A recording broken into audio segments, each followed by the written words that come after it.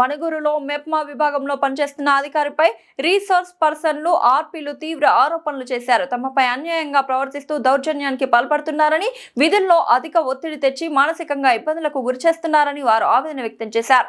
ఆర్పీల వివరాల ప్రకారం సంబంధిత అధికారి పని విషయంలో అనవసరంగా ఒత్తిడి పెంచుతూ గౌరవం లేకుండా మాట్లాడుతున్నారని ఆరోపించారు. చిన్న విషయాలకే మందలిస్తూ అవమానకర పరిస్థితులు సృష్టిస్తున్నారని తెలిపారు. కార్యాలయంలో అనుకూల వాతావరణం లేకపోవడంతో తమ పనితీరు దెబ్బతింటోందని వారు వాపోయారు. తమ సమస్యలను పలుమార్లపై అధికారులకు దృష్టికి తీసుకెళ్లినప్పటికీ సరైన స్పందన రాలేదని ఆర్పీలు పేర్కొన్నారు. పని ఒత్తిడి పేరుతో వ్యక్తిగతంగా లక్ష్యంగా చేసుకుని వేధింపులకు పాల్పడుతున్నారని ఆరోపించారు. దీనివల్ల ఉద్యోగ భద్రతపై ఆందోళన కలుగుతోందని తెలిపారు. ప్రజా సేవల అమలులో కీలక పాత్ర పోషిస్తున్న తమలాంటి సిబ్బందిపై ఇలాంటి ప్రవర్తన అనవసరమని, వెంటనే విచారణ జరిపించి న్యాయం చేయాలని వారు డిమాండ్ చేస్తున్నారు. ఉన్నతాధికారులు తక్షణమే జోక్యం చేసుకుని కార్యాలయంలో సానుకూల వాతావరణం కల్పించాలని కోరుతున్నారు. ఈ ఘటనపై అధికార వర్గాలు ఎలా స్పందించాయన్నది ఇప్పుడు ఆసక్తికరంగా మారింది.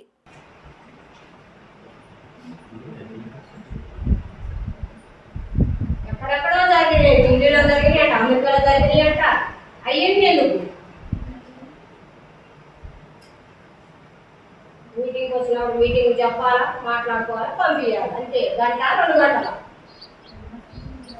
పొద్దున వచ్చిన వాళ్ళు సాయంత్రం దాకా భోజనం దాకా కూర్చోవాలి.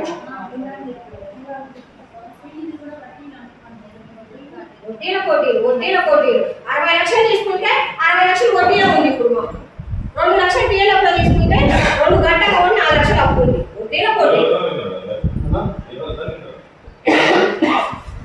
నాకంలో 5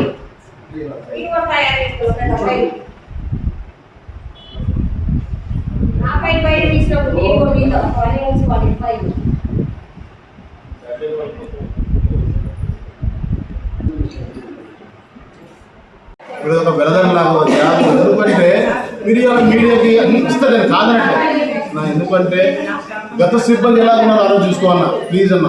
నా భార్య ఉంది, పిల్లలు ఉన్నారు, ఇందులో కూడా తెలుసు. కానీ నేను ఏమన్నానో ఆవేశపడ్డాను, నేను ఏమన్నానో సరే భగవంతుడు తెలుసు. ఎందుకంటే గత స్టాఫ్ ఎలా ఉన్నారో ఒక్కసారి ఆలోచించండి అన్న. ఎన్ని సంఘాలు ఉంటే ఒక్కసారి ఆలోచించండి. మీకు తెలిసి ఉండదు అనుకుంటా గత స్టాఫ్. కానీ ఇప్పుడు మేము వచ్చిన కాడ నుంచి కూడా ప్రతి ఓడు కూడా మేమే కావాలనుకుంటున్నాం అంటే ఒక్కసారి మీరు ఆలోచించండి. అది ఎందుకంటే రాలేదు. ఇప్పుడు మీరు వచ్చినాక ఎందుకు వచ్చింది?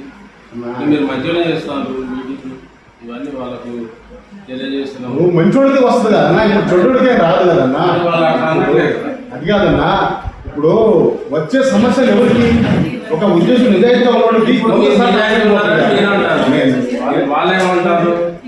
మాకు ఎప్పుడు రాని ప్రాబ్లం ఇప్పుడు మీరు వచ్చిన తర్వాత వచ్చిందని వాళ్ళు అంటారు. వాళ్ళ దగ్గర 4 నెలలు కాచి ₹1 అడిగినట్టు చెప్పండి, ఏ శిక్ష అనిపిస్తుంది. మరి వాళ్ళు ఇప్పుడు ఇంతసేపు మీ ముందు డైరెక్ట్ లైవ్ లో చెప్తాను కదా. 45 పాటు 2 గంటలే పడుతుంది. అజెండా మాట్లాడుకునేసరికి ప్రార్థన, పరిచయాలు, హాజరు, అజెండా, గత సమావేశంపై సమస్య ఏం చేసుకోవాలి. ఇప్పుడు కొంత డెవలప్ అయినవా, ఇంకా మనం డెవలప్ కావాల్సింది. ఆగిపోయిన సంఘాలు ఏం చేయాలి, ఆగిపోయిన సంఘాలు మళ్ళీ ఎలా ఉంటే మీకు అక్కడ సంఘాలు లేకపోతే మీరు లేరు, మీరు లేకపోతే మేము లేవు. ఇప్పుడు జనం ఆర్పీలు కూర్చుంటారు కదా, ఆర్పీలు లేని పక్షంలో సంఘాలు లేని పక్షంలో మీరు ఎక్కడ కూర్చోవాలి? ఆర్పీ మీటింగ్ ఉంది కదన్నా, వాళ్ళు కూర్చుంటేనే కదా మేము కూర్చునేది. మరి వీళ్ళందరూ ఆర్పీలు కూర్చోకపోతే సమైక్యలో మినిమం ఒక ఆర్పీకి ఉండాల్సింది 18 సంఘాలు. 18 సంఘాలు ఉన్నా 18 సంఘాలు ఫుల్ అయిపోయి ఉండాలి. ఎందుకంటే సరే గతంలో తెలియక సంఘాలు నడిపించుకోలేదో, నడవలేదో, ఏం చేయలేదో పాపం వాళ్ళు చేసుకోలేదు. సార్ భగవంతుడు ఉన్నా వచ్చారు, స్వచ్ఛంగా వాళ్ళు చెప్తారు. వాళ్ళు సరే చెప్తారన్నా, మీరు వచ్చిన కానిచ్చినారు కమిషనర్ అనేది వచ్చి కానీ రోజు వేడుకున్నా నాకు ట్రాన్స్ఫర్ చేయాలి వద్దు. మెడిసిన్ కరెక్ట్ కూడా సార్ ఫోన్ చెప్పారు, నాకు ఇదే కావాలి, ఇన్ని కావాలి. కొన్ని రోజుల దాకా వచ్చిన దాకా పాప 10th క్లాస్ అయిపోయిన తర్వాత సరే తర్వాత వెళ్ళిపో, ఉన్నంత రోజులైనా మా తల్లిదండ్రులు కూడా కాబట్టి తీసుకెళ్తా. మా తల్లిదండ్రులు కూడా నడవలేని పోయింది, 70 సంవత్సరాలు వచ్చింది. నేను ఒక్కనే కొడుకుని, కూతురు మా ఆంధ్రకి ఇచ్చేసిన, ఎప్పుడో వెళ్ళిపోయింది. కాబట్టి నాకు పోదాడున్నారు, అక్కడ వెళ్ళిపోయాను అనుకున్నా. 70 సంవత్సరాలు నా తల్లిదండ్రులు ఇప్పుడు నేను చూడకపోతే ఎట్లా అని చెప్పి నేను వినతి పత్రం కూడా నేను మీకు ఇస్తాను. అక్కడ కలెక్టర్ పెట్టుకున్నట్టు అన్ని కట్టమిచ్చి సబ్మిట్ చేస్తాను. అంతలోకి ఏం చేసిందంటే కలెక్టర్ గారు మనకి ఈ 4 మున్సిపాలిటీలో ఈ 17 మందికి ట్రాన్స్ఫర్ చేయాలని చెప్పేసి కలెక్టర్ గారు చెప్పారు. ఇక అటు ఇటు నాకు కూడా ఇక్కడ యశోద ఉండేది అప్పుడు గతంలో. యశోదకి ఏంటంటే ఇక్కడ 8 సంవత్సరాలు ఇక్కడే ఉంటుందని చెప్పేసి కలెక్టర్గా లెటర్ ఇచ్చారు. కాదు సార్ ఆమె ఉన్నది 3 నెలలే సార్ ఇక్కడ పాపం అక్కడ కొద్దిగా ఎలిగేషన్ ఇక ఆమెకి వేరే వాళ్ళకి సార్కి ఇచ్చారు. ఇక ఎవరు దారికి వాళ్ళు పోయినా హ్యాపీగా వస్తున్నాం. ఫస్ట్ ఒక 1 మంత్ ఫస్ట్ ఇబ్బంది పడ్డా ఇక్కడ వచ్చినా ఏది చికా ఏంది నేను రావటం ఏంది అనుకుంటే వాళ్ళందరూ నాకు సపోర్ట్ ఇచ్చారు. చెయ్యండి సార్, మీ కూతురు ఎగ్జామ్ అయిందా చేయండి, సంఘాలు నడిపియండి, సమైక్య నడపండి, నడిచిన సంఘాలు చేయండి, అన్నీ చేసి మీకు సపోర్ట్ చేస్తాం సార్. అది అన్నీ అన్నారు. ప్రతి ఒక్క రివ్యూలో కూడా 6 ఏమైనా ఉంటుంది తీసుకోండి మీరు. నేను అన్న మాటలకు ఏమన్నా ఉంటే దాన్ని ఎక్కడ క్షమాపణ ఉన్నా ఏం చేసినా అంతా వాళ్ళకి నేను ఇష్టం లేకపోతే చేయలేకపోతే నేను ఎక్కడ పంపించినా నేను దాన్ని మీకు అదనట్లేదు. మీరందరూ ఎవరు ఎక్కడ చెప్పుకున్నా కమిషన్ చెప్పినా ఏం చెప్పినా నేను వెళ్ళిపోతాను ఇక్కడ కావాలంటే మీకు. మనుగురు మున్సిపాలిటీలో ఆర్టీగా పనిచేస్తాను. నిన్న టీఎంసీ సార్ మీటింగ్ పిలిచేసి మీటింగ్లో నాకు ఒక శ్రీనిధి అప్పు లేదు, టీఎల్ఎఫ్ అప్పు లేదు, ఎలాంటి అప్పులు లేవు. అయినా కూడా నన్ను సారు కొంచెం మాట్లాడని భాషలో తిట్టడం జరిగింది సార్. అందుకే నాకు కొంచెం బాగా చెప్పుకోలేము సార్. అది మిగతా వాళ్ళు మాట్లాడండి. నేను 2010 చేస్తున్నాను. మన మున్సిపాలిటీ మెట్మాలో 2010 నుండి చేస్తున్నాను. అయితే మేము ఆన్లైన్ చేయించడానికి మాకు ఆన్లైన్లో ఉన్నది లేదు, మేము ఇస్తాము. కానీ వాళ్ళు చేసింది లేని మాకు తెలియదు కదా, వాళ్ళు చెప్తేనే తెలుస్తుంది కదా. తెలిసి వాళ్ళు చెప్పిన తర్వాత తెలిసిందని నేను అన్ని ప్రూఫ్స్ అవన్నీ పట్టుకొని ఇస్తే ఇన్ని రోజులు ఏం చేసినామమ్మా, అప్పుడు ఏం చేసినావు ఆ సిబ్బంది అడగండి, రోజు ఆన్లైన్ చేపిస్తున్నాను మీరు. అసలు ఇన్ని రోజులు రావడానికి మీకు సిగ్గు లేదా, ఏం మాట్లాడుతున్నాము చెప్పుకోవడానికి సిగ్గు లేదా, ఇన్ని రోజులు ఉన్నా అని ఇంకా 2-3 మాట్లాడినారు సార్. అది నాకు గుర్తులు అదే ఎవరన్నారు వాళ్ళ పేరు అది మా టీఎంసీ వెంకటేశ్వర సార్ అన్నారు. అంతే సార్. అయితే ఎవరు కూడా సపోర్ట్ ఇవ్వలేదు. ఆ రోజుకి నేను ఒంటరిగా ఒకదాన్ని వచ్చాను. ఇంకా నేను బాధపడి వెళ్ళిపోయాను సార్. అట్లా తిట్టేవాళ్ళు మాకు వద్దు సార్. మమ్మల్ని తోటి సోదరి మనులాగా చూసే వాళ్ళు మాత్రమే కావాలి సార్. మమ్మల్ని ఇబ్బంది పెట్టే వాళ్ళు వద్దు సార్. ఏం తిట్టారన్నది కూడా నాకు లేదు. నాకు షుగర్ పేషెంట్ నేను. ఇక చాలాసార్లు అదే మాట అన్నారు. అసలు నువ్వు ఎక్కడి నుంచి వస్తావు, యాడ్ నుంచి వస్తావు, నేను చెప్పలేకపోతున్నాను సార్. మున్సిపాలిటీలో ఆర్టీగా పనిచేస్తున్నా. నేను 2008 నుంచి పనిచేస్తున్నా. ఇక్కడ ఏంటంటే గతంలో నుంచి మేము బాగానే వర్క్ చేస్తున్నాము. కాకపోతే ఇప్పుడు ఏంటంటే ఈ సార్ వాళ్ళు వచ్చినప్పటి నుంచి కూడా మేము సార్ వాళ్ళు చెప్పిన విధంగా పని చేయాలి, మనం కూడా బాగా పని చేయాలి, వర్క్ చేయాలి, వాళ్ళు చెప్పినట్లే ఉండాలి, ఎప్పట్లాగే ఉండాలి అని అనుకున్నాము. కానీ అలా కాకుండా వాళ్ళ ఉద్యోగము రీత్యా అయినా వాళ్ళ హోదా రీత్యా అయినా మమ్మల్ని బెదిరించుకుంటూ, లేకపోతే మాటలు వల్గర్ మాటలు అంటే అసహ్యంగా, సిగ్గుందా, మీరేం గ్రూపులు నడుపుతున్నారు, గ్రూపులు లేవు, బోగస్ వ్యవహారాలు చేస్తారా, బోగస్ కథలు పడుతున్నారా, ఇలాంటివన్నీ అని అంటే కొంచెం ఎట్లయినా మా ఏజ్ వాళ్ళకి మాకు పిల్లలు పెద్ద వాళ్ళు ఉన్నారు, పెళ్ళిళ్ళైనాయి, మనవరాళ్ళు ఇట్లా ఈ సిబ్బంది కూడా సీఓలైనా సరే, మిగతా సీఓలైనా టీఎంసీ అయినా ఎవరైనా సరే ఇప్పుడు వచ్చిన స్టాఫ్లో అందరూ కూడా మమ్మల్ని అప్పులు జనాల దగ్గర ఉంటాయి సార్. వాళ్ళు పొదుపులు కట్టుకుంటారు, అప్పులు కట్టుకుంటారు, ఇబ్బంది ఉన్న వాళ్ళు ఉంటారు. మళ్ళీ రిన్వల్గా ఎన్నో ఉన్నాయి. ఈ డాక్టర్లలో కాకుండా వేరే సంస్థలలో అప్పులు తీసుకొని కూడా కట్టుకుంటున్నారు, ఎవరు వదలరు. కాకపోతే వాళ్ళ దగ్గర సభ్యుల దగ్గర ఇట్లా అడగండమ్మా అని చెప్పే బదులు పోయి మీరు తాగండి, మీరు ఊరేసుకోండి, ఇదే మాకని శ్రీనిధి వాళ్ళు కూడా అన్నారు, ఊరేసుకోండి అంటే.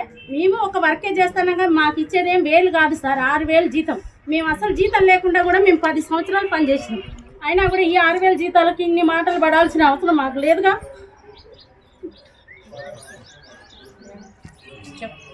అయినా కూడా సుశీలమైన ఎవరైనా సరే వీళ్ళైతే బాగాలేదు. వీళ్ళ వర్క్ విధానమైనా, వీళ్ళు చేసే పనితీరు, వీళ్ళు చెప్పే విధానము, సంఘ సభ్యుల దగ్గరకు వచ్చి అమ్మ పక్కదో పోయినాయి డబ్బులు అంటే పక్కదో పోతే మెయింటెనెన్స్ చేసేది ఆర్పి తినేసిందాగా ఇట్లా చెప్పే విధంగా చెప్పి కట్టించుకునే విధంగా కట్టించుకోవాలి, అంతేగాని ఇలాంటి మాటలు అనడం కూడా మాకు బాధాకరంగా ఉంది. హెల్త్ విషయం ఇప్పుడు 20 మంది ఆర్పీలు ఉన్నారు సార్. వాళ్ళలో పెద్దవాళ్ళు ఉన్నారు, షుగర్లు ఉన్నాయి, బీపీలు ఉన్నాయి, గ్యాస్ ట్రబుల్ కానీ హాస్పిటల్కి వెళ్ళిన వాళ్ళు ఉన్నారు. వాళ్ళకి సెలవులు ఇయ్యరా సార్? ఈ చేసే 6000కి పెద్ద గవర్నమెంట్ జీతాలోకి వెళ్ళే టీచర్లకు 1,50,000 లక్షల జీతాలు ఇచ్చిన వాళ్ళకి లీవులు ఉంటున్నాయి, మాకు లీవులు ఉండవా? రిపోర్ట్లు పెట్టమంటారా? ఏం రిపోర్ట్లు పెడతారు సార్? ఇంట్లో ఎన్నో ప్రాబ్లమ్స్ ఉంటాయి. ఒకసారి ఒక నెలలో లీవ్ ఇవ్వచ్చు, లీవ్ ఇయ్యరు. వాళ్ళు వచ్చే టైంకి మేము ఉండాలి. మాకు 10:30 చెప్తారు, వాళ్ళు 12కి వస్తారు. సరే వాళ్ళకి జీతాలు వాళ్ళు గవర్నమెంట్ రూల్స్లో పడేసిండ్రు. మమ్మల్ని అంటే మేము అనాకని పని చేస్తున్నట్టు మమ్మల్ని రెస్పెక్ట్ లేకుండా చూస్తే మాత్రం మేము సహించము. మాకు అవసరం కూడా లేదు అలాంటి స్టాఫ్. ఇది తప్పు అని జనాల ముందు కూడా మమ్మల్ని బ్లేమ్ చేయడం అలా జరుగుతూ ఉంది. మళ్ళీ సమైక్య మీటింగ్లకు వచ్చేటప్పుడు మాకు ఒక ఆర్డర్ ఉంటుంది, మెను ఆర్డరు ప్రిపేర్ చేసి పెట్టాలి. చేయకపోతే మళ్ళీ దాని మీద మాకు ఎలిగేషన్ అనమాట, గ్రూప్స్ దగ్గర మా మీద నెగిటివ్గా మాట్లాడతారు. అంటే వాళ్ళకి మేము శాలరీస్ ఇస్తున్నాం, మాకు శాలరీస్ రాక ఒక్కొక్కసారి సంవత్సరానికి వస్తాయి, ఒక్కోసారి 10 నెలలకు వస్తాయి, ఒక్కోసారి 6 నెలలకు వస్తాయి. అప్పటి వరకు మరి సింగిల్గా ఉండే వాళ్ళు ఉన్నారు, హస్బెండ్స్ లేని వాళ్ళు ఉన్నారు, వాళ్ళందరి పరిస్థితి ఏంటి? మేము కూడా కట్టాలి, గ్రూప్లో కట్టాలి, శ్రీనిధిలో కట్టాలి, మాకు అప్పులు ఉంటాయి, మేము ఇన్సూరెన్స్ కట్టుకోవాలి. అన్నిటి మీద మాకు వచ్చే 6,000 కూడా అవి కరెక్ట్గా ఎప్పుడు రావు. మరి మేము కట్టేవి కూడా మేము కట్టుకోవాలి కదా. అవన్నీ అడిగితే అవి అడగొద్దు. కమిషనర్ మీరు ఏదన్నా అంటే అప్పులు ఉన్న వాళ్ళకి నోటీసులు ఇస్తారు, అప్పులు లేని వాళ్ళకి నోటీసులు ఇచ్చి అన్ని కలెక్టర్ గ్రూప్లో పెడతారు. అందరినీ ఒకటే పాయింట్ ఆఫ్ వ్యూలో చూస్తారు. అది కూడా మేము దాన్ని కూడా తప్పనట్లేదు. ఎందుకంటే ఓన్లీ రికవరీ ఉన్న వాళ్ళకే ఇచ్చి మిగిలిన వాళ్ళకి ఇవ్వకపోతే వాళ్ళకి మేము చిన్న చూపుగా ఉంటుంది అని చెప్పేసి అందరికి ఇస్తున్నారని కూడా అది కూడా మేము పాజిటివ్గానే తీసుకుంటాం. ప్రతి ఒక్క పని మేము చేస్తున్నప్పుడు ఇంకా మళ్ళీ మమ్మల్ని ఇలా ప్రతిదానికి చేయడం అయితే మాకు కరెక్ట్గా అనిపించట్లేదు. ఇలా మేము వాళ్ళకి ఇప్పుడు వాళ్ళు వచ్చిన దగ్గర నుంచి వాళ్ళు అడిగిన మెనూలో ఎవరైనా లేడీసే కదా, హస్బెండ్స్ ఇంట్లో ఏది వాళ్ళు చేయమంటే మేము అది చేస్తాం. అంతేగాని వీళ్ళ కోసం వాళ్ళు కోరింది తీసుకొచ్చి పెడితే మాకు ఇంట్లో ఇష్యూస్ అవుతున్నాయి. ప్లస్ గ్రూప్ సంఘాల వాళ్ళు సభ్యులు కూడా ఏమంటారంటే మీరు వాళ్ళని ఇంటికి పిలిచి అవి ఇవి ఫెసిలిటీస్ ఇస్తున్నారు అంటే మీ వైపు నుంచి ఏం మిస్టేక్ ఉంది, అది మా దగ్గర దాకా రాకుండా మీరు ఎందుకు అలా వాళ్ళకి అన్నీ చేస్తున్నారు అని మా మీదే రిమార్కు. ఇక్కడికి వస్తే రికవరీ వాళ్ళని వీళ్ళు మాకు సపోర్ట్ చేయకపోగా ఇక్కడికి వచ్చాక వీళ్ళు కూడా మమ్మల్ని సస్తే సావండి, నోటీసులు వచ్చాయి కదా మీరు ఏమన్నా చేసుకోండి, పైన ఆన్లైన్లో ఉన్న మిస్టేక్స్ కూడా మమ్మల్ని బ్లేమ్ చేస్తారు. ఏం చేస్తున్నారు అంటే ఇప్పుడు జనాలు రికవరీ మాకు ఇస్తేనే మేము చేస్తాము, మాకు ఏది వాళ్ళు ఇవ్వకుండా మేము ఇక్కడ తీసుకొచ్చి ఎక్కడి నుంచి తీసుకొచ్చి పెడతాము, ఏమన్నా చేయండి, లేదా మీకు సిగ్గు లేదా, శరాలు లేవా అని అంటారు. ఇంతకుముందు కూడా అలాగే అందరి ముందు మున్సిపల్ ఆఫీస్లో కూడా మమ్మల్ని అందరిని అలాగే ఉంచేసి లేడీస్ అనేది చూడకుండా కూడా సిగ్గు లేదా మీకు, ఇలా ఎలా రికవరీ చేయకుండా ఉంటారు అది ఇది అనేసి చాలాసార్లు మాట్లాడడం కూడా జరిగింది. ఇక నిన్నైతే ఉరికిచ్చి కొడతారు, పడేసి కొడతారు అని అంటే అది ఆ మాట ఆయన అనడం కరెక్ట్ కాదు. కాబట్టి ఎవరన్నారు? టీఎంసీ గారు అన్నారనమాట. దాని గురించి అనేసి మేము